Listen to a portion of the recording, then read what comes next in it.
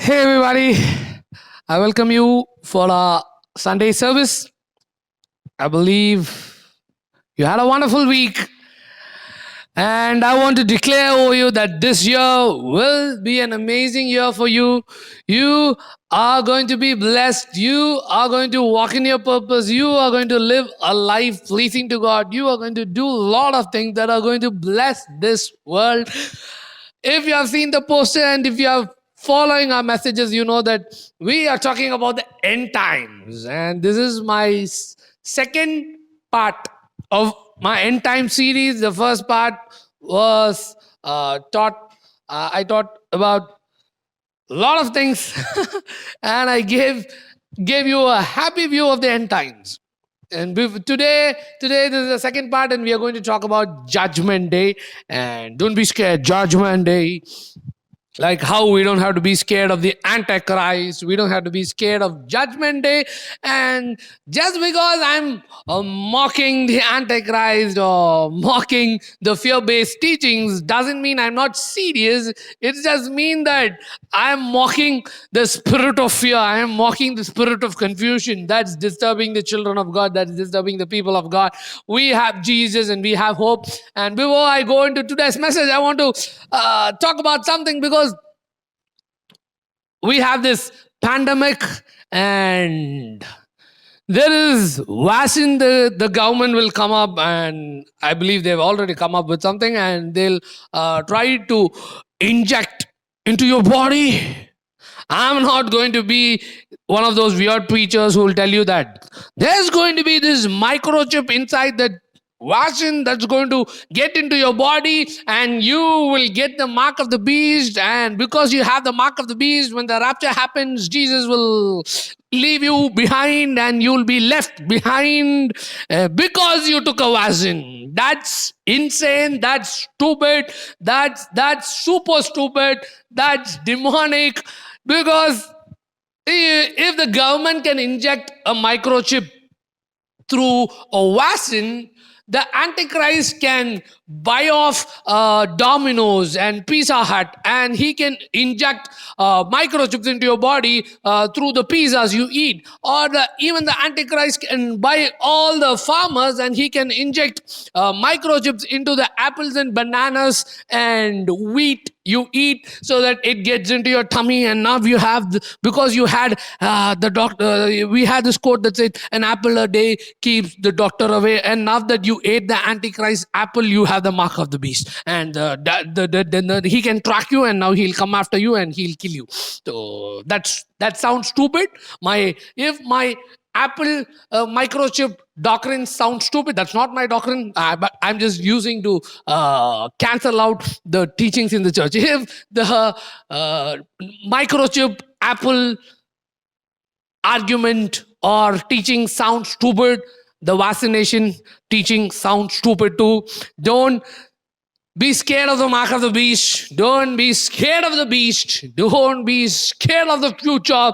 We have Jesus Christ. When you stand in Christ, when you stay rooted in the Word of God, when you keep your heart sensitive to the Holy Spirit, you don't have to be scared of anybody. You don't have to be scared of a one world ruler. You don't have to be scared of the mark of the beast. You don't have to be scared of the future. You don't have to be scared of any country coming against any country. You don't have to be scared of the disturbance that happened in the Middle East. We have Jesus, who is unshakable. He is the King of Kings. He is the Lord of Lords. And when you put your trust in him, he is the rock that cannot be moved. He is Lord. He is God. He is God Almighty. So rest in Christ's love and stop giving your ears and minds to these lies about the mark of the beast.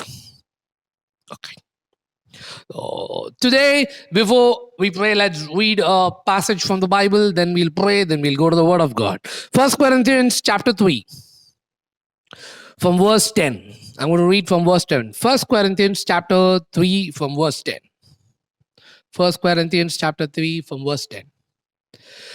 By the grace God has given me, I laid a foundation as a wild builder, and someone else is building on it. But each one should build with care, for no one can lay any foundation other than the one already laid, which is Jesus Christ. If anyone builds on this foundation using gold, silver, costly stones, wood, hay, or straw, their work will be shown for what it is, because the day will bring it to light. It will be revealed with fire, and the fire will test the quality of each person's work, not quantity, quality of each person's work.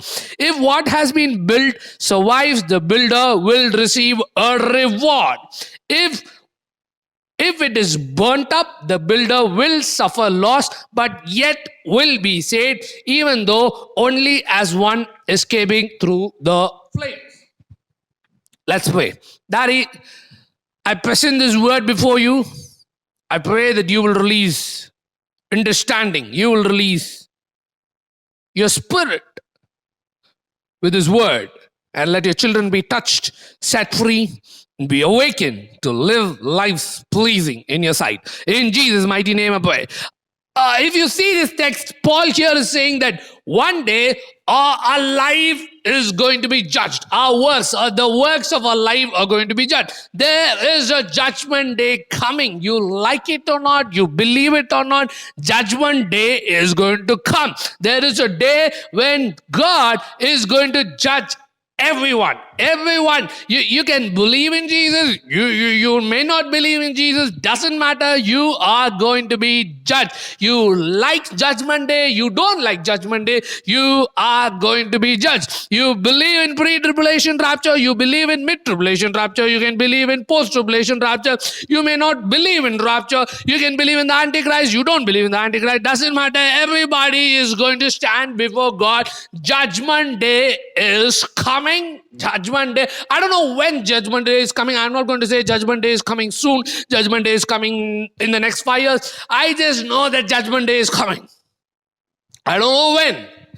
But there's going to be a day when God is going to judge all of us. Every human is going to be judged. Every human has to stand before God. Are you ready to meet your maker? That sounds nice. How about, are you ready to meet the Savior of your souls? That sounds nice too. Are you ready to meet your Creator? That sounds cool. How about this? Are you ready to meet your Father? That sounds exciting. So judgment day, we don't have to be scared of judgment day. Like in the same way, we don't have to be scared of the Antichrist. We don't have to be scared of the being left behind in the rapture. See, being scared doesn't do you any good. Because fear is never from God. God doesn't inject fear into your heart through a teaching about the Antichrist or the teaching about end time so that you will live right. No, God injects faith. God injects conviction through the teaching about Jesus Christ so that you live lives pleasing before the eyes of God. And so even judgment day is not something scary. It's a cool day. It's a good day. It's a day we should all look forward to. We must all be excited about judgment day, because after judgment day, I believe we are all going to be with God and it's all going to be over. And as this text says, judgment day is a day of rewards. It's a day of rewards. Judgment day is a day of rewards. Yes, see, the problem in the church is when we say, the moment we say judgment, we think it's always negative. Judgment is not always negative. If you take the judicial code, it's not always negative. A judge will not just judge people and put them into punishment. A judge will also judge people and lead them into freedom. So in the same way, Jesus is not going to judge people just with punishment. He's also going to judge people with rewards. So judgment day is not just going to be about punishment, it's also going to be about rewards. And for us believers who believe in Jesus Christ, who have received forgiveness, who have received salvation, who have the name of Jesus written in our lives, who have the blood of Jesus over us, we are not going to be judged for our sins. We are not going to be punished for our sins. We are going to be rewarded or not rewarded for our life's works. See, when we talk about the end times, we must not forget about the first coming of Jesus. When we talk about the end times, eschatology, we must not forget about the finished work of Jesus. We must not forget about the gospel of Jesus. We must not forget when people talk so much about the mark of the beast, mark of the beast, mark of the beast. What about the blood of Jesus? Let's talk about the blood of Jesus. We are called to preach the blood of Jesus. The blood of Jesus has cleansed all our sins. The blood of Jesus has removed all our sins. The Bible says God has made a new covenant with us, and under this covenant, He will not remember our sins. So God is not going to remember our sins, so He cannot judge our sins. God has cleansed all our sins, cleansed us, and set us free from all our sins. So He is not going to judge us for our sins. Unbelievers, people who don't believe in Jesus, they are going to be judged for their sins. They are going to be judged with punishment. But you need to understand that God is not sending people to hell. God is a good God. God is not sending anybody to hell. People go to hell because they don't want God. They don't want Jesus. God is not sending people to hell. God sent Jesus to rescue us from hell. People go to hell because they don't want Jesus. The people who go to hell, if in the future, if God permits and we get to go on a trip to hell and you meet all these people, I believe all these people will not be super duper bigger sinners. They'll just be people who rejected Jesus. Because Paul was a super duper sinner. He killed Christians. He was against Jesus. But this man gave his life to Jesus, and now Paul is not in hell.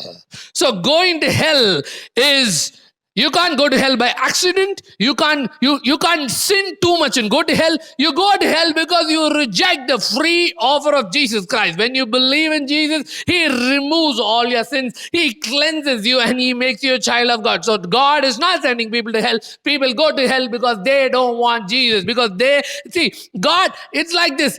Throughout life, not throughout life I can say, but after I got saved and after I got into ministry and after I started serving people, I have tried to help a lot of people. And many people I was not able to help. It was not because there were people I failed to help because I forgot to do something, or I got busy doing something else for someone else, and I failed many people in life. And I want to grow to a place where I don't fail anybody in life. I fail people, but there are many people I've tried to help and I was not able to help. I had the solution. I had the solution for their problems. I had the truth that will set them free. I had God's word that will change their life, but they didn't receive my help because they didn't want my help. So in the same way, people don't want God's help. That's why they end up in destruction. But God is a good God. He gave us Jesus. If you are someone watching this video and if you don't believe in Jesus, if you have not accepted Jesus as your Lord and Savior, I want to tell you, Jesus died for you 2,000 years back. And when you believe in Him, when you believe that He died for you, when you believe that He gave His life for you, you will be transformed. Your sins will be taken away. You will be washed clean, and you'll become a child of God. That's exciting. That's amazing. That's salvation. That's the gospel. God changes you. He gives you a clean sheet and He makes you His kid. So unbelievers, they are going to be judged with punishment. Believers, Christians, children of God, people who believe in Jesus, people who have said yes to Jesus, people who have made Jesus their Lord, people who have made Jesus their Savior, not just Savior. See, Jesus is not just a Savior, Jesus is a Lord. Majority of the church just has Jesus as their Savior. like Jesus is like their ATM machine, or like their Santa Claus. Jesus is a Lord. Lord is someone who tells you what to do in life. So if you're just coming to church so that you can get blessed, I want to tell you that you're just seeing Jesus as a Savior, and the Bible says you need to see Jesus as your Lord. So Jesus is Lord, Jesus is a Savior, and if you have believed in Jesus and accepted Him as a Lord and Savior, you are a child of God.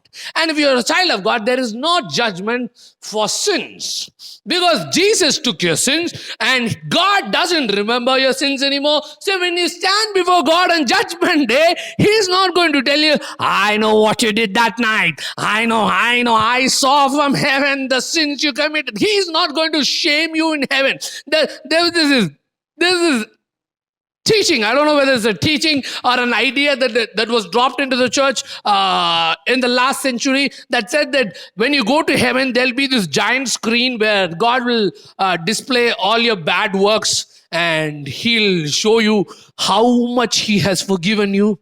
And they don't say He'll show them, and for the unbelievers, He'll show in the giant screen, He'll show the sins they have done, then He'll slam them with destruction. And for the believers, He'll show them, you did this, you did all these sins, but I loved you. See, God is not insecure. God is not going to, on Judgment Day, try to prove that He was nice and loving. God is secure in His identity. God is secure in His love for you. He is not going to prove His love for you. He is not going to show your life on a giant screen and shame you. He doesn't remember your sins anymore. That's what the Word of God says. Jesus doesn't remember your sins anymore. He doesn't. You may remember your sin. The devil may remind you of your sin, but Jesus doesn't remember your sin. So when you go on Judgment Day and tell Jesus, I did all this, I'm sorry, Jesus is going to say it doesn't exist. So Judgment Day for us believers is not going to be about our sins, but it's going to be about our works. The church is guilty of preaching a gospel that's either completely focused on the afterlife or completely focused on the present life. There is an extreme group in the church that says that there is no blessings for the present life. In this life, you'll walk like a beggar. You'll be depressed. You'll be oppressed. The devil will slam you here and there, and even God will give you thorns in your flesh to torture you and to train you, and you will go around beaten in life. And one day it'll all be over, and you'll go to heaven. That's one extreme teaching, and there is another extreme teaching where people say, in this world you'll have a nice car and a nice cow, God will bless you, you'll be rich, you are the center of your life. I'm not saying God not blesses, I'm not saying God will leave us poor. Yes, God will bless us, but in this side of the teaching, the focus is on self. It's a self-serving gospel. Yes, Jesus died for us, but there is more.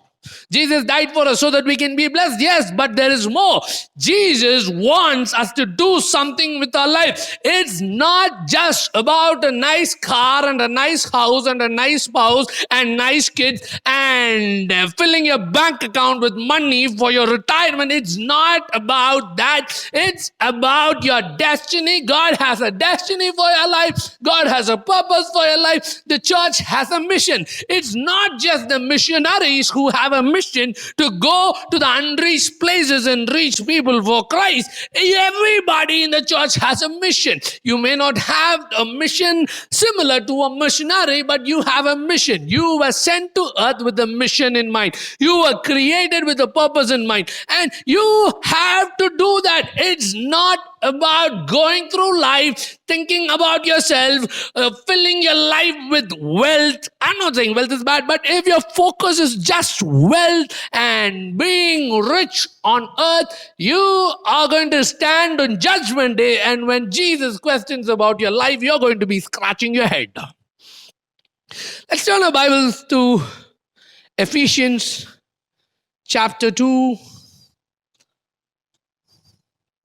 Ephesians chapter 2, verse 8, 9, 10.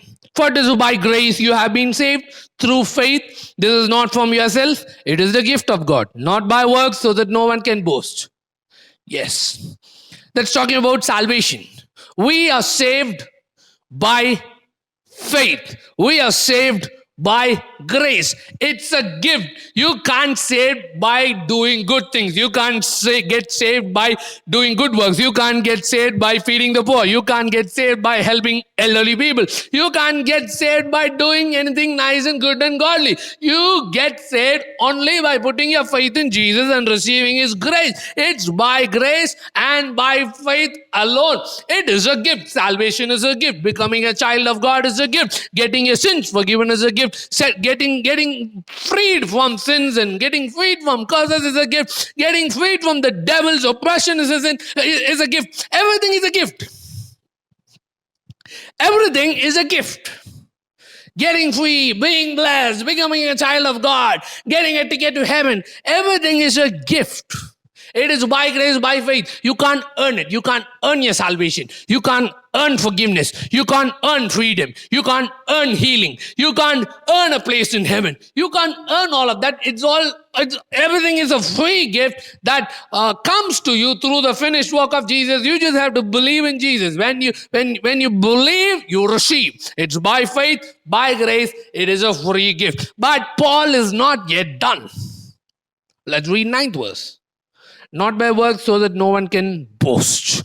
10th verse. For we are God's masterpiece, or God's handiwork, created in Christ Jesus to do good works which God prepared in advance for us to do. For we are God's masterpiece, or God's handiwork, created in Christ Jesus to do good works which God prepared in advance for us to do. Yes, we are not saved by good works, but we are saved to do good works. And these good works are not just good works. These good works were planned by God in eternity, even before God created this world, even before God created Adam and Eve, even before God created the sun and the moon. In eternity, God was there by Himself. And when God was there by Himself, even before He created the angels, He had you in His mind. And when He had you in His mind, He had a purpose for your life. He thought about a plan for your life. He designed a mission for your life. And at the right time, He sent you to earth. You are not an accident. You're not a mistake. You're not here because your mommy and daddy thought of having a child.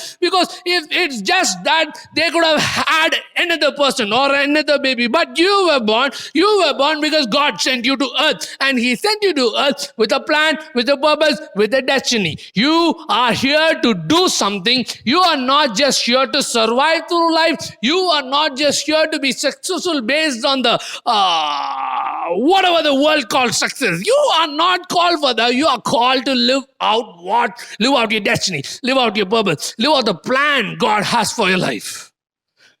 You are not saved by good works, but you are saved to do good works. And because of this one group of extreme teaching that says, in this life, we'll be in trouble, we'll go through pain. The focus is on you. You are going through pain. You are always beaten. So you are not able to think about anything else beyond your suffering and your pain, and you're waiting for heaven to happen. You're waiting for Jesus to come and rescue you. You are doing nothing. On the other side, we have people who are saying, nice car, nice house, or blessed life. I'm not against blessing. God is pro-blessing. I am pro-blessing. But the only thing you do is always think about blessing, being blessed, and talk about being blessed, and always come to church so that you can be blessed, so that your family can be blessed, so that your children can. And you're not doing something with it. You're not being a blessing. That's completely wrong. That's also self-serving like this, where you're self-focused. You're thinking about yourself. But on Judgment Day, Jesus is not going to ask you, did you drive a nice car? Jesus is not going to ask you, did you own a 5-bedroom villa?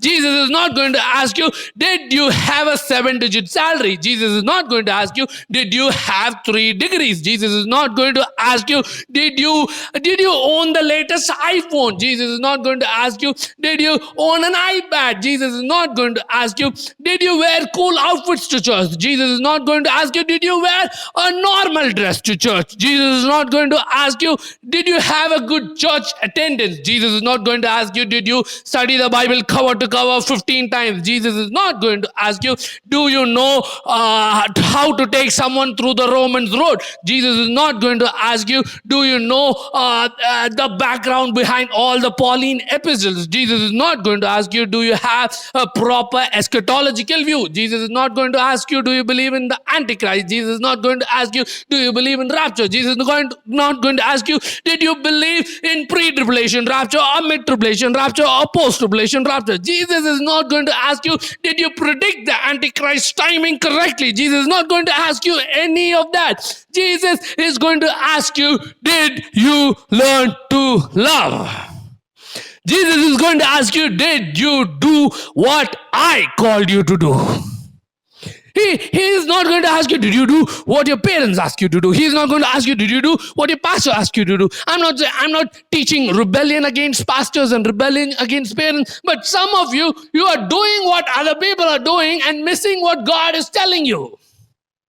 You're scared that you will offend these people and you are disobeying God. I want to tell you, Judgment Day is coming, and on Judgment Day, He is not going to ask you, did you do what people said? Did you do what they said? Did you live life in a way that nobody got offended with you? He's going to ask, did you learn to love? Did you do what I called you to do? Those are the two questions God is going to slide on the table. Did you learn to love? If you study the Gospels, if you study the letters, you know that God's central focus is on love.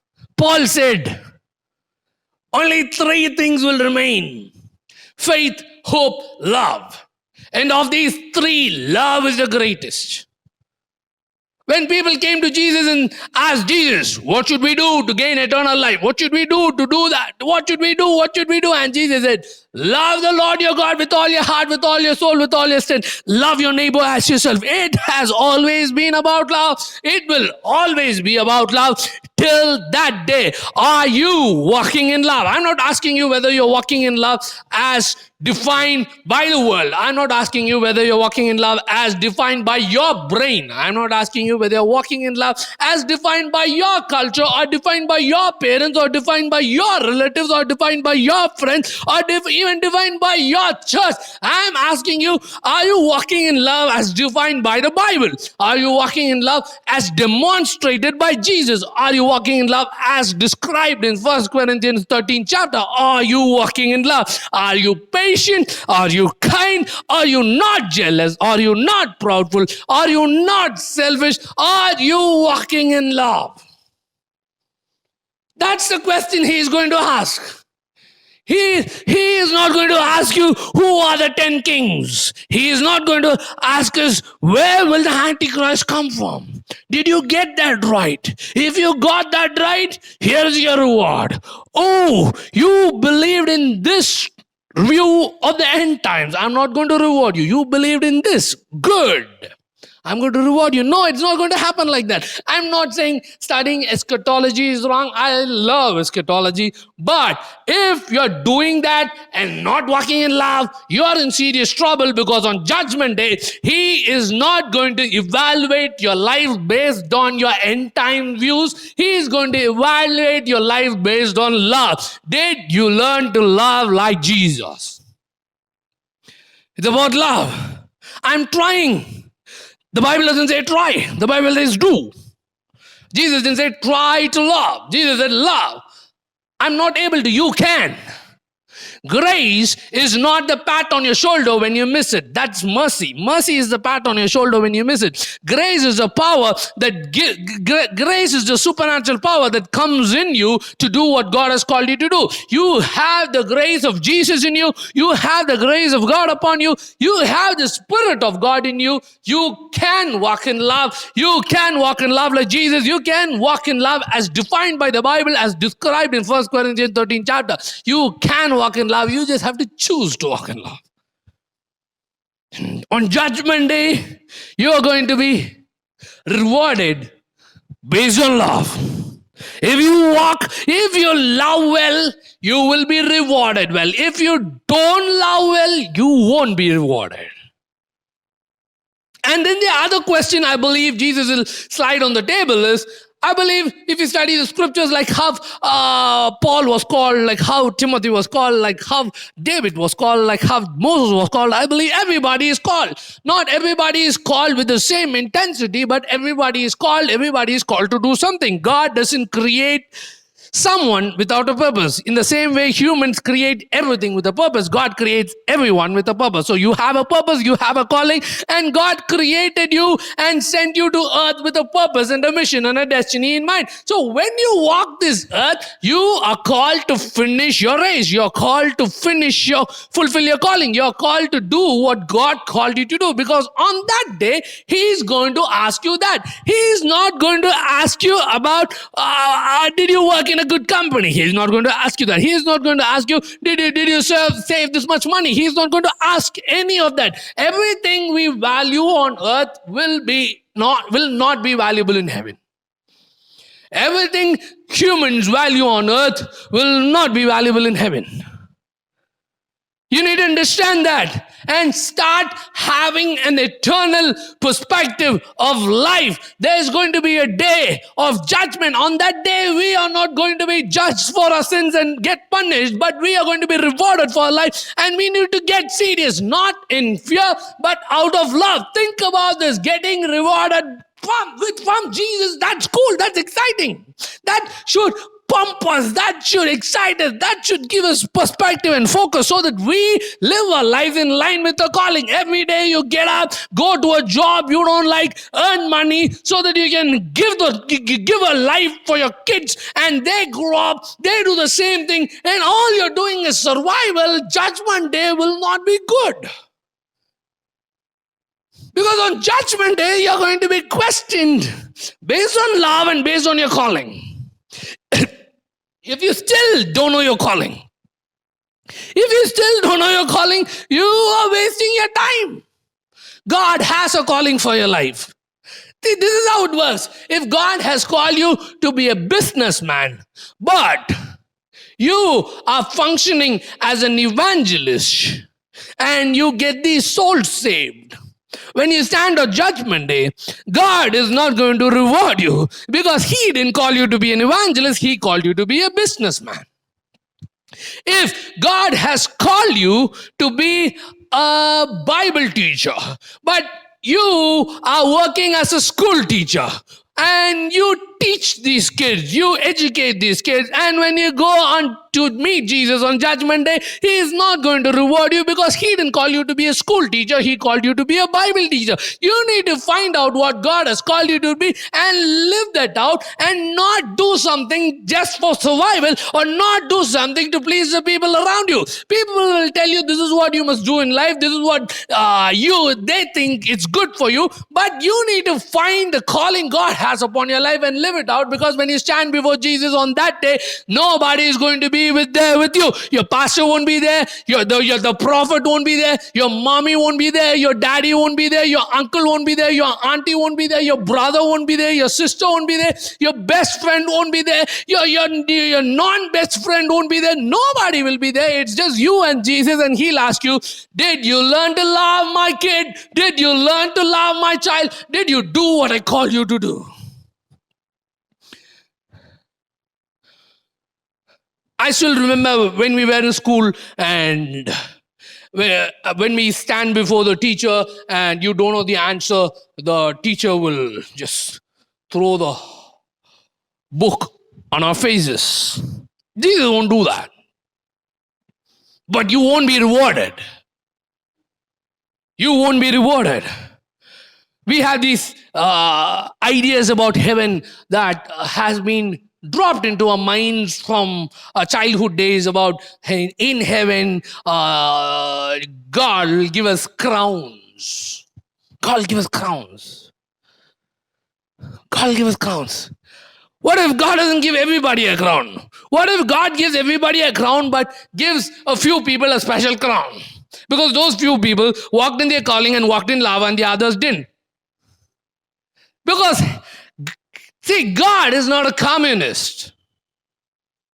Most people don't get it. God is not a communist. Because when Jesus was on earth, he didn't function as a communist where everybody is equal. I'm going to treat everybody. See, we need to treat everybody with equal respect. But Jesus treated everyone with honor and value. But he had some differences.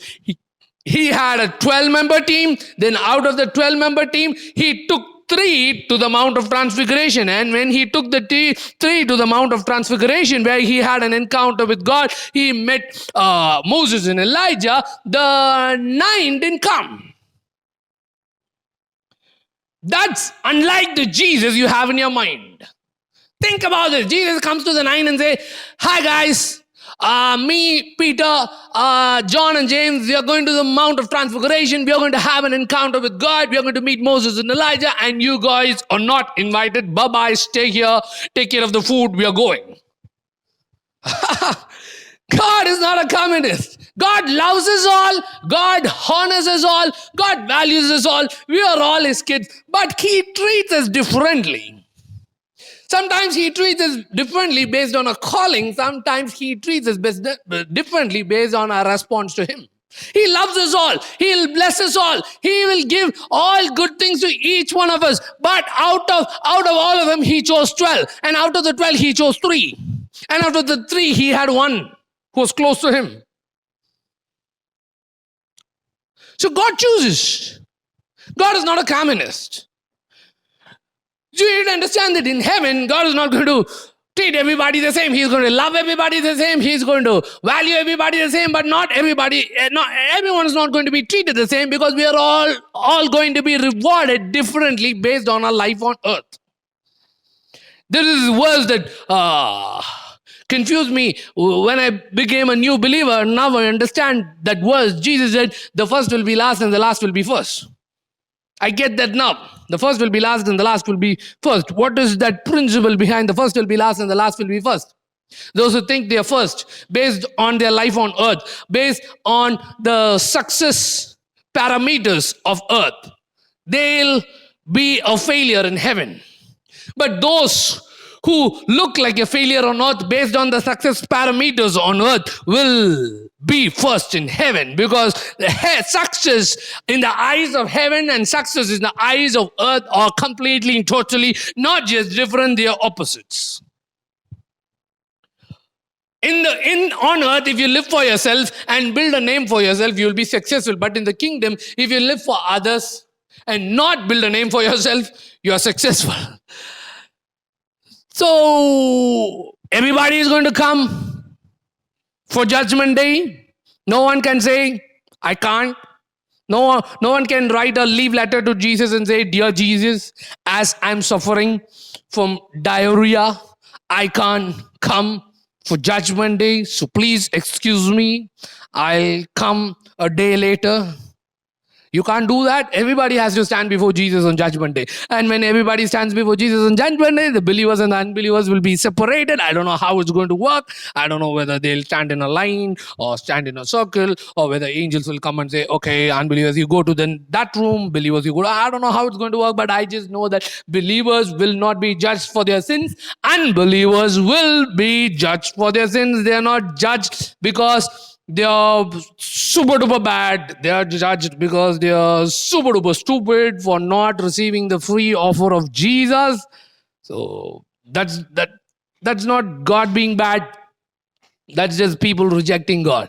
So then we have believers, as children of God, we will not be judged for our sins. We will not be punished for our sins. Our sins have been forgiven. God doesn't remember our sins anymore. You can't remind God about your sin because He has decided to forget it. So the only person still remembering your sin is you, and you need to stop that, and you need to get delivered of your past, because you don't have a past when you are in Jesus Christ, because the blood of Jesus cleanses your history. You You don't have a history. You just have a good future. And as believers, we all stand before Jesus. He is going to take our lives out and he is going to judge us based on our life's work, and he is going to reward us based on our life's work. He is going to reward us with different things. I don't have a list of the things he is going to give us on judgment day, reward us with on judgment day, but I just know that it's going to be good because he is a good God.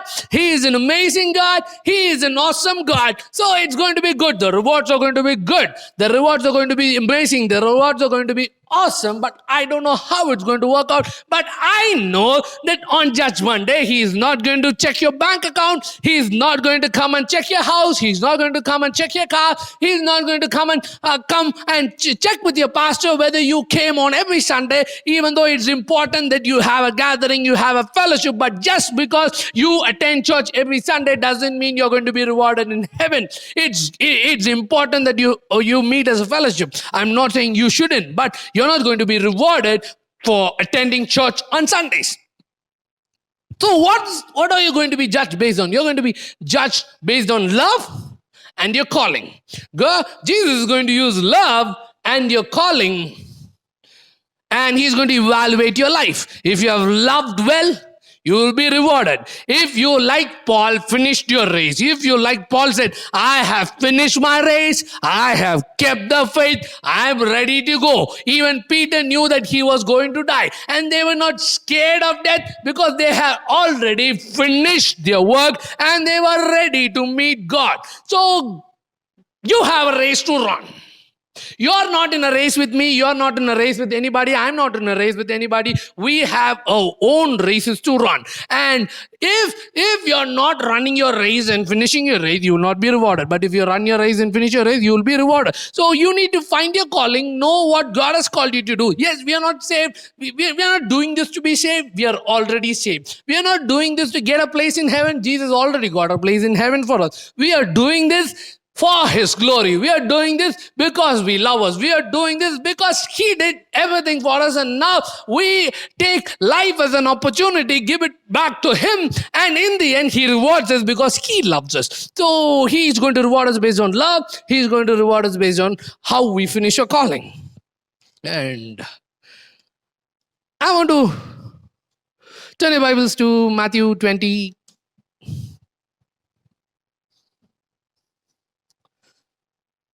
This is something that excites me about Judgment Day. This just excites me about Judgment. See, there are different views of the end times, as I said in the last sermon. This is a two-part series on the end times. So in the previous message, I talked about the different end time views and how they are stupid and how they are destructive and how we must have a hopeful and joyful and view of the future, a view of the end times.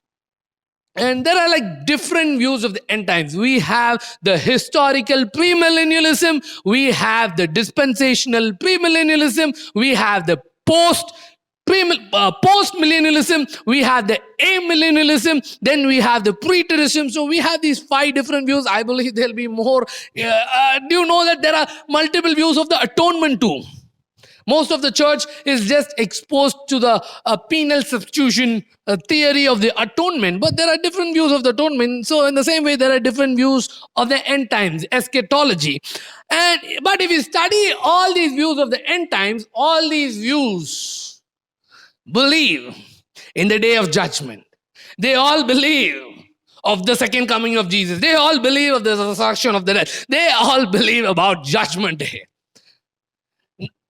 See, Holy Spirit will not teach someone one thing and teach the other person something else. Some people say that I pray in tongues 3 hours every day, so my doctrine is right. That's stupid. So that's super stupid. Just because you pray in tongues doesn't mean your doctrine is right. So if there are five views of the end times, I believe that my personal belief is that each view can have some truths, and the exact complete truth is still unknown. I believe our generation will somehow crack it, because every view has an argument against another view. But every view comes up with this belief that there is a future judgment. So there's going to be a future judgment. We are all going to meet Jesus on Judgment Day. Matthew 20, verse 20. Then the mother of Zebedee's sons came to Jesus with her sons and kneeling down and asked for a favor. What is it you want? He asked. She said, grant that one of these two sons of mine may sit at your right hand and the other at your left in your kingdom. You don't know what you're asking. Jesus said to them, can you drink the cup I am going to drink? We can, they answered. Jesus said to him, you will indeed drink from a cup, and to sit at my right or my left is not for me to grant. These places belong to those for whom they have been prepared by my Father. When the 10 heard about this, they were indignant with the two brothers. Jesus called them together and said, you know that the rulers of the Gentiles lord it over them, and their high officials exercise authority over them. Not so with you. Whoever wants to become great among you must be your servant. Whoever wants to be first must be your slave. Just as the Son of Man did not come to be served, but to serve and to give his life as a ransom for many. This is one of the revolutionary statements made in the history of mankind. Jesus says, if you want to be great, be a servant. Throughout history, people have talked about greatness. People have pursued greatness in different ways. And if you go to a bookstore, you'll have all these books that teach you how to be great. And all these books will ask you to be above other people. But Jesus is asking you to be below everybody. If you want to be great, go down. He's not saying if you want to be great, go up. In the world, if you want to be great, you must go up. You must go higher. In the kingdom, if you want to be great, you must go down. You must go lower. In the world, if you have a lot of people serving you, you're successful. In the kingdom, if you are serving a lot of people, you are successful. So success and greatness in the kingdom and the world are completely not just different, they are opposite. In this passage, we have James and John and their mommy coming to Jesus and asking him for something. So James and John, I believe they would have gone to their mommy and said, Mommy, we want you to come with us, and we want you to come and meet Jesus and put this favor on the table to Jesus. I love this mom. This is like a mom, real mom. Because she doesn't come to Jesus and says, Jesus, give me a seat at your right hand. She says, give my sons a seat at your right hand and a left.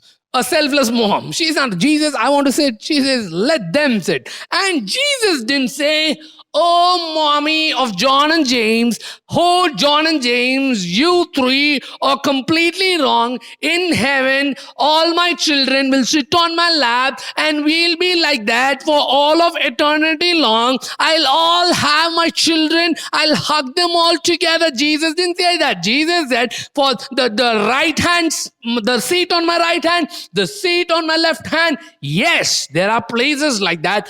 But it is not for me to grant. You cannot talk it out of me. You cannot get your mommy to get it out of me. But my Father has prepared those places for people. But he didn't just leave them with this. He continues and tells them how to be great.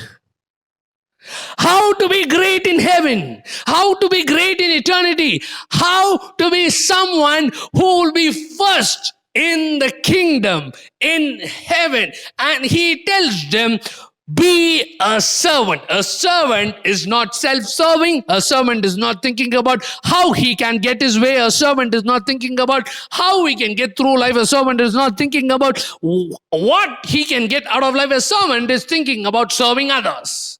And Jesus says, even I didn't come to be served. I came to serve. Jesus set a model for us so that we as children of God will walk as servants like our big brother Jesus. He was a son who walked as a servant. We are not servants. We are sons and daughters of God, loved by God, accepted by God, but we are called to walk with a servant's heart. And only when you walk with a servant's heart, where you're not thinking about yourself, where you're not focused on yourself, where you're not trying to build your brand, where you're not trying to project yourself as someone important and successful in life, where you're focused on serving other people and blessing other people, where you're focused on giving your life for the good of other people. And when you live like that, you will be great in heaven. Jesus just lays down the secret. You want a seat in my right and my left? You want a seat near me in heaven? I get it.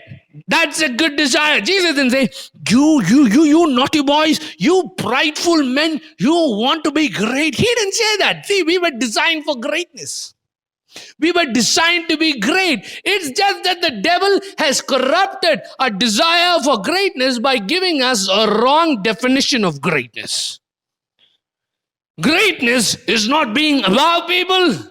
Greatness is being below people and serving people. Greatness is not walking around where people come and serve you. Greatness is you walking around and you serving people. Greatness is not being first. Greatness is being the last.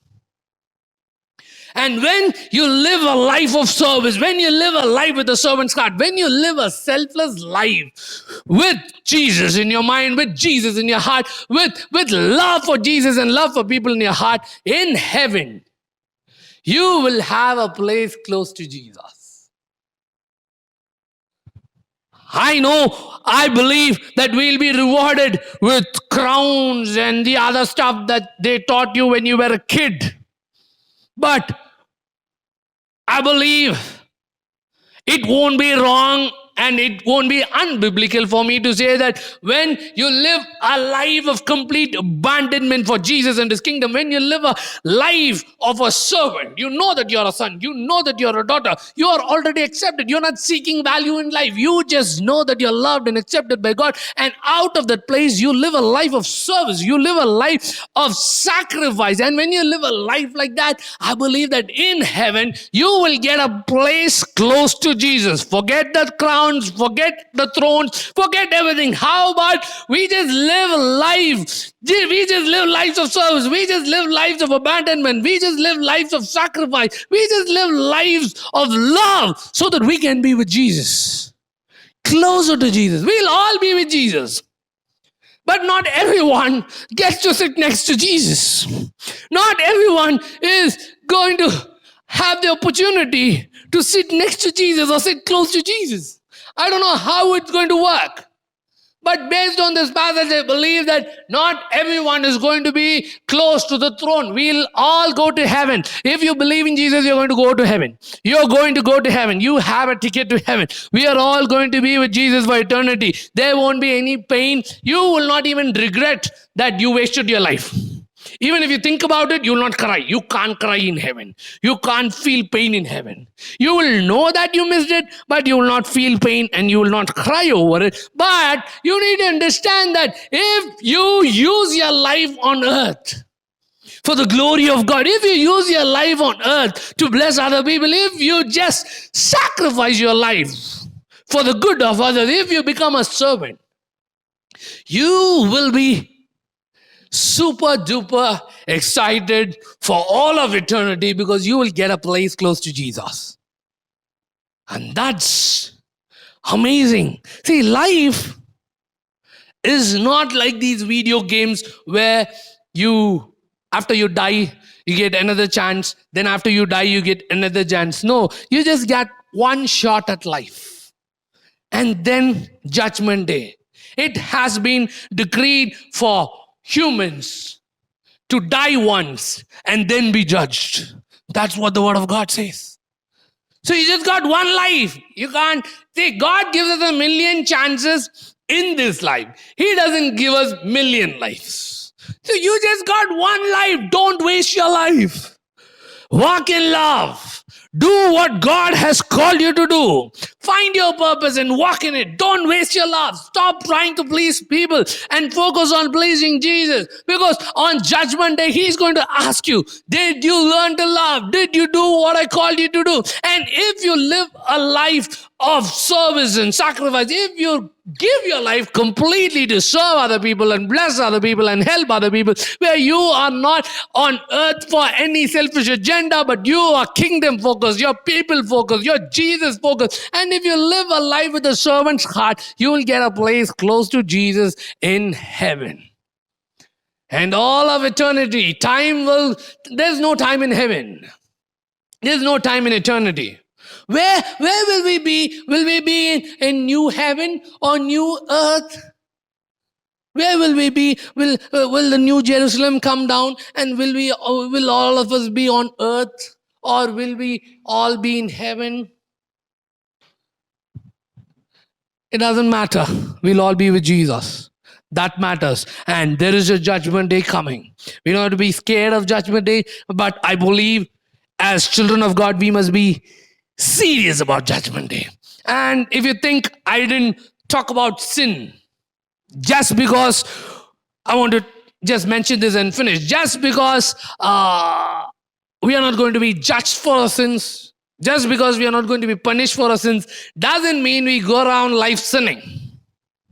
When I said love, I meant purity. When I said love, I meant not walking in lust. When I said love, I meant not walking in anger. When I said love, I meant not walking in pride, because all these sins are flowing in your life because of the absence of love. When you walk in love, you will not lust after someone. When you walk in love, you will not fight with someone. When you walk in love, you will not be jealous, you will not be proudful, you will not be angry, you will not be deceptive, you will not betray other people. When you walk in love, you will not walk in sin. So sin is, just because Jesus died and forgave us doesn't mean, that doesn't give us a license to sin. That just shows me and the world around you that you don't love Jesus. Jesus has given us grace. Jesus has given us the Holy Spirit so that we can live pure, godly lives on earth. And walking in love means walking in purity. Walking in love means living a life free from jealousy, pride, and anger, and laziness, and all those things. So I'm going to pray now, and I pray that, I believe that this message will convict you and convince you and lead you to live a life that will matter in eternity. Live a life with eternity in perspective. Eternity in perspective. Daddy, I pray for your children. I pray that this message will go into their hearts like a sword and cut off everything, every way of thinking, every belief that's stopping them from living a life of love, living a life of purpose, living a life of servanthood for your glory. I pray that the seriousness of Judgment Day, not just the seriousness, but the excitement of Judgment Day, settle upon their hearts. I ask you all this in Jesus' mighty name. Amen. So we don't have to be scared, but we need to be serious about Judgment Day. And we must also be excited about Judgment Day, because Jesus is going to reward us. And some of us, if we lay down our lives completely and walk around with a servant's heart, this world may not be worthy of us. The people on earth may not celebrate us, but in heaven, some of us may end up close to Jesus. And that's something exciting. And that should make us have a joyful, hopeful, happy view of the end times. I'm waiting for Judgment Day. Let's live our life for the glory of Jesus. Let's live out our lives in a way that's pleasing to Jesus. And let's wait for Judgment Day with excitement and joy and hope. Love you. Take care.